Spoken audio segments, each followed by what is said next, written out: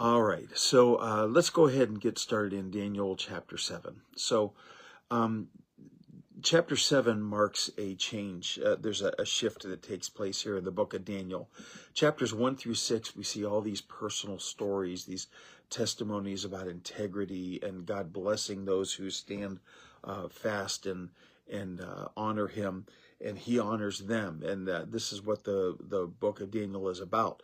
The first six chapters are the great stories of the fiery furnace, the lion's den, and the vision of Nebuchadnezzar, and all these miraculous things that take place.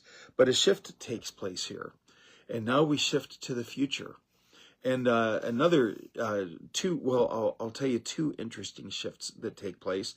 First of all, we read in chapter 1 of 7. Of verse 1 of chapter 7, in the first year of Belshazzar, king of Babylon, Daniel saw a dream and visions in his mind as he lay in his bed. Then he wrote the dream down and related the following summary of it. And then verse 2, we read, Daniel said, I was looking in my vision by night. This is the first time we hear this story, this book being written or narrated by Daniel himself. Now, granted, there is a writer who introduces him and tells us he is relating Daniel's words to us, but these are Daniel's words written to relate the story of his vision that he had. So that's a first in the book of Daniel, and this is going to be the case throughout. So he has a vision, and interestingly, it's very similar to the vision Nebuchadnezzar had in chapter 2, but in chapter 2, Daniel is the interpreter. Now Daniel is seeing the vision himself, and it's the same vision. There are some different details, and it's not the same vision, but it's about the same subject. And Daniel's going to give us more detail in it. And then again in chapter 8, he's going to double down on the detail and bring in the zoom lens to kind of look very closely at it. But the vision is about 4 beasts that he sees. So let's read that, and then we'll talk a little bit about who these beasts are and what the symbolism means in each one. In verse 2 of chapter 7, I was looking in my vision by night, and behold, the 4 winds of heaven were stirring up the great sea, and 4 great beasts were coming up from the sea, different from one another. Now, let me just talk a little bit about verse 2. The 4 winds of heaven were stirring up the great sea. So 4 is often a common number when the author wants to indicate that this is a global vision. He's incorporating the entire world in this. That there are the 4 angels that hold up the world, so the number 4 is telling us that this is a worldwide impact on this vision. And then when he talks about winds, winds are mentioned 120 times in the scriptures, 90 in the Old Testament, 30 in the New Testament, and more than half of those deal with the sovereignty of God and his power. So the 4 winds of heaven is talking about God stirring up the whole earth. Okay, so the 4 winds of heaven were coming up from the sea, different from one another. The first was like a lion and had the wings of an eagle. I kept looking until its wings were plucked, and it was lifted up from the ground and made to stand on 2 feet like a man. And a human mind also was given to it. And behold, another beast, a second one, resembling a bear, and it was raised up on one side, and 3 ribs were in its mouth between its teeth. And thus they said to it, Arise, devour much meat. After this I kept looking, and behold, another one, like a leopard, which had on its back 4 wings of a bird. And the beast also had 4 heads, and dominion was given to it. And after this I kept looking in the night visions, and behold, a 4th beast, dreadful and terrifying and extremely strong, and it had large iron teeth, and it devoured and crushed and trampled down the remainder with its feet, and it was different from all the beasts that were before it, and it had 10 horns. And while I was contemplating the horns, behold, another horn, a little one, came up among them, and 3 of the first horns were pulled out by the roots before it, and behold, this horn possessed eyes like the eyes of a man, and a mouth uttering great boasts. All right, so it's not really possible to understand the full meaning of this prophecy without understanding human history and without having some understanding of the book of Revelation, because they are all going to meet right here in this passage. So the 4 beasts represent the 4 dominant empires of the world at the time, that were represented by Babylon, by the Medo-Persians. That's the Median Empire, which was assimilated by the Persian Empire. So we call that the Medo-Persian Empire. Then the Greek Empire of Alexander the Great, followed by the Roman Empire. So these are the 4 empires that Daniel is seeing in his vision. Now, it's very graphic, very detail-oriented, and it tells the story of each of these empires. The the beasts are beasts. You know, they're not human by design, because the rulers of these empires really ruled in a beastly fashion. And in fact, the message on tonight's sermon, tonight's message, the title on tonight's message is God Reigns While Beasts Rule. So we have to remember that unchecked earthly power will always turn bad. Unchecked earthly power will always turn bad. They say that power corrupts, and absolute power corrupts absolutely, right? Well, this is symbolic of that. The Babylonian Empire is going to fall because Belshazzar did not honor God. He sought his own glory. We saw Nebuchadnezzar seeking his own glory earlier, and now Belshazzar is seeking his own glory, and God brings that empire to an end. We see the picture of Babylon's power and speed. His wings are torn off, so there's a downfall. We saw that in chapter 2 with Nebuchadnezzar, where he was grazing in the field like an animal, and then he was made to stand like a man. That is a direct reference to the humbling of Nebuchadnezzar that we read about earlier. But he was given a human heart, and he honored Daniel and his God throughout the rest of his life. But Belshazzar forgot about that. So the first beast represents the Babylonian Empire. The second beast is a bear raised on its side. Now, throughout history, scholars have tried to wonder, what does that mean, a bear that raises on its side? Now, you can picture a bear doing that. You can picture a bear laying down and kind of rolling over, right? But generally, it's accepted that what that means is that it's a two-sided bear, and one side is bigger than the other, and this defines the Medo-Persian Empire. The Median Empire was significantly smaller than the Persian Empire, which engulfed it and replaced it. So there's a reference there, we think, to the size of the Persian side of the empire rather than the Median side of the empire. Now, it represents 3 ribs in its mouth, and the Medo-Persian Empire conquered 3 world powers at the time: the power of Lydia, Egypt, and Babylon. So that you can see how this prophecy is kind of telling us the nature of these empires. Now, there's another beast, and that is the leopard with four wings, which is meant to indicate that a leopard is fast, but a leopard with four wings is super fast. And if you know the story of Alexander the Great, he conquered the world and mourned the fact that there were no more places for him to conquer. So so this is about Alexander the Great. And then there are four heads. And, you know, it's interesting, after Alexander died, his kingdom was split into four different districts. Four people took over different areas for him. There was Cassander, Lysimachus, Seleucus, and Ptolemy. So the Greek Empire was split into four different districts.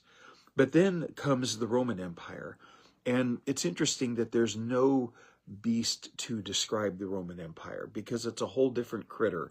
No pun intended with the critter and the beast. But it has iron teeth that crushes everything in its wake. And that is so descriptive of the Roman Empire, that everywhere they went, they brought a battering ram. You know, the Babylonian Empire, they took people back with them. They were building their city. They weren't so much intent on dominating and destroying others. The Roman Empire, well, Alexander first did this, but he put people in place to control where he went. And this is what the Roman Empire learned from Greece. So Rome occupies the foreign territories. They don't just destroy them. They crush them with iron teeth, and then they control them and rule them, and they take taxes and money from them. So so these empires are emblematic that human power unchecked becomes monstrous. These empires, they went about the world trying to destroy the other empires around them. When Babylon fell, it was because Nabonidus, who was the actual emperor at the time of Belshazzar's fall, he was off trying to conquer Egypt. He took the Babylonian army off after Egypt. So when the Medes came and conquered him, they were not completely defenseless, but they were left at a strong disadvantage because their emperor and the troops were gone. Belshazzar was left to rule in the place of Nabonidus, and the city fell because of that. So there's all this this imagery, the fire. You know, the fire is a symbol of holiness and judgment and purification, and it's telling us that God is not passive towards these empires. But in verse 9, there's a couple things that take place here that I want us to kind of focus on. In verse 9, I kept looking until thrones were set up, and the Ancient of Days took his seat. And his vesture was like white snow, the hair on his head was pure wool. His throne was ablaze with flames, and its wheels were a burning fire. And a river of fire was flowing and coming out from before him. Thousands upon thousands were attending him. Myriads upon myriads were standing before him. The court sat, and the books were opened. Now, that is a picture of God, the Ancient of Days, who takes his throne in heaven. And it's very interesting to note that these four beasts arose from the sea. Now, the sea is turbulent. It's sloshy, right? It's not solid and firm. And it's a picture of chaos in this book.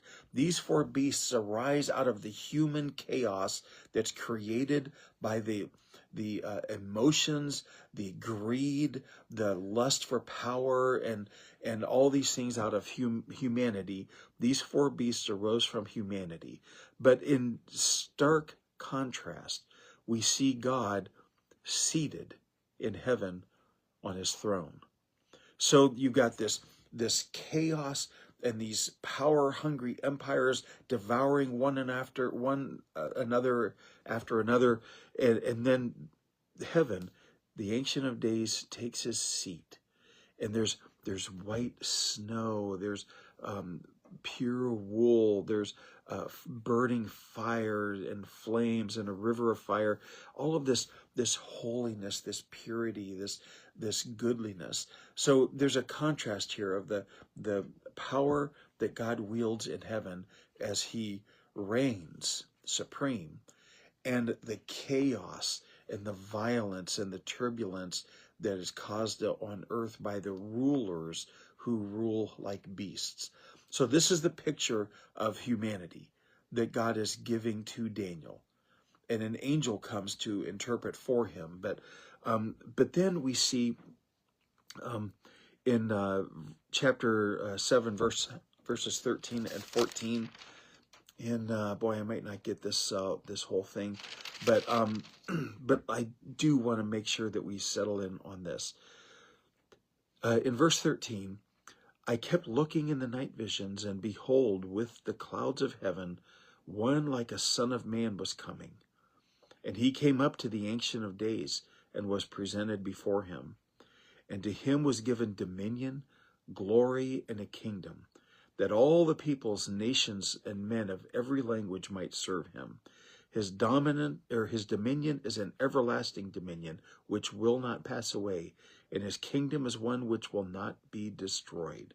So I want to just talk about this, the Son of Man and the Ancient of Days.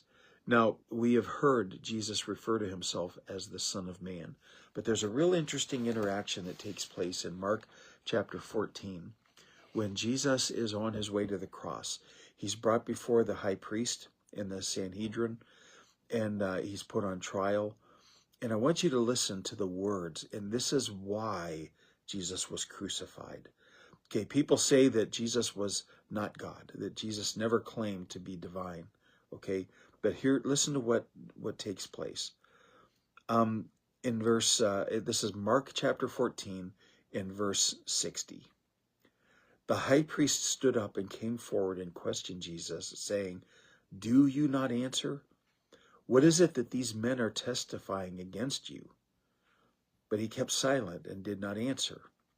Again the high priest was questioning him and saying to him, "Are you the Christ, the Son of the Blessed One?" And Jesus said, "I am." Now, remember, we've talked about the I ams of the Gospel of John. I am the bread of life. I am the light of the world. I am the good shepherd. Every time Jesus says that in the Gospel of John, he doesn't say, "I am." There's a Greek word for that. The Greek word is E-I-M-I, eimi. That's the Greek word for I am. But there's also the pronoun I, ego. Ego, it means I, and eimi means I am. That's redundant. You don't say I am, okay? That's like stuttering. You say I am. So in the Old Testament, in Exodus chapter 3, when the Greeks translated the scene of Moses standing at the burning bush, saying to God, God appears to him and commissions him to go back, and he goes, "Well, they're going to ask me who sent me. Who shall I say you are? What is your name?" And God reveals his holy name to Moses. When the Greeks translated that, they didn't know how to translate the name that was designed to convey YHWH, which means basically, I am who I am.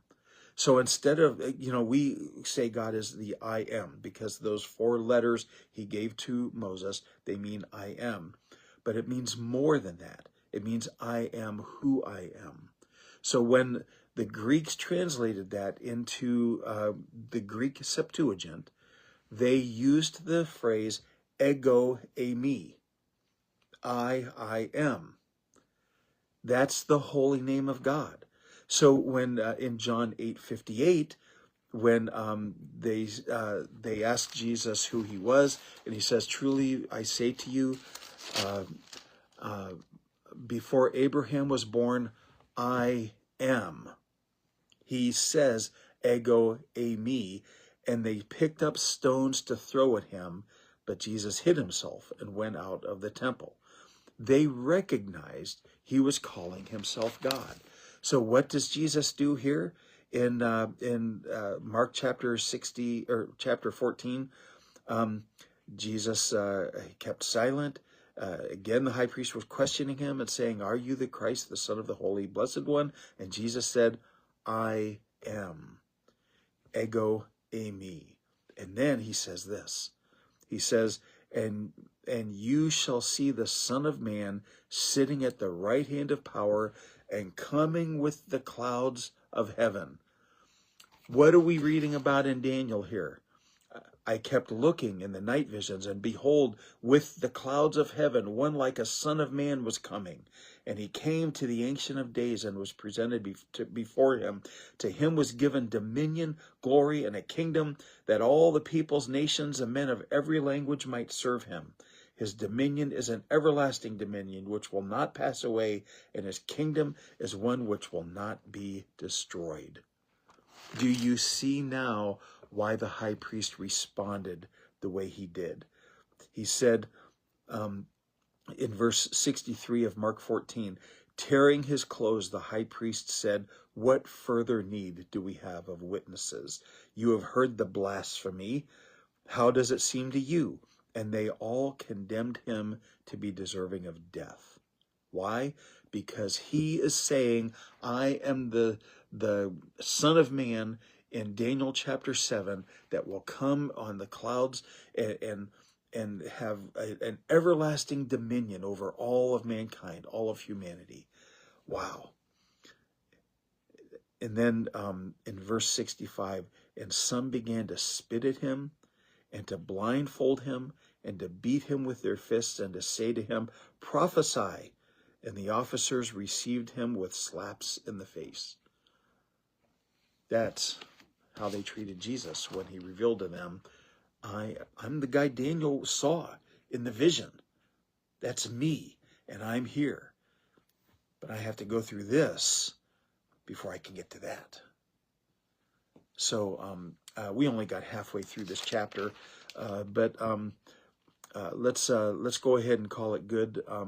We're going to pull back here a little bit. It's time for us to go. Skip will be here tomorrow night, and I appreciate all of you guys. Jeremy, good to see you. Susan, good to see you. Amber, welcome to you also. And Pam, Jesse, I think I got everybody there. But good to see you all. Thanks for being here with me. I'm going to have another 3-day weekend, but Skip will be here tomorrow night. You're going to love the little burr that's under his saddle right now. So, all right, everybody, God bless each and every one of you. Love y'all, and we'll see you Monday on Digging Deeper Daily. God bless.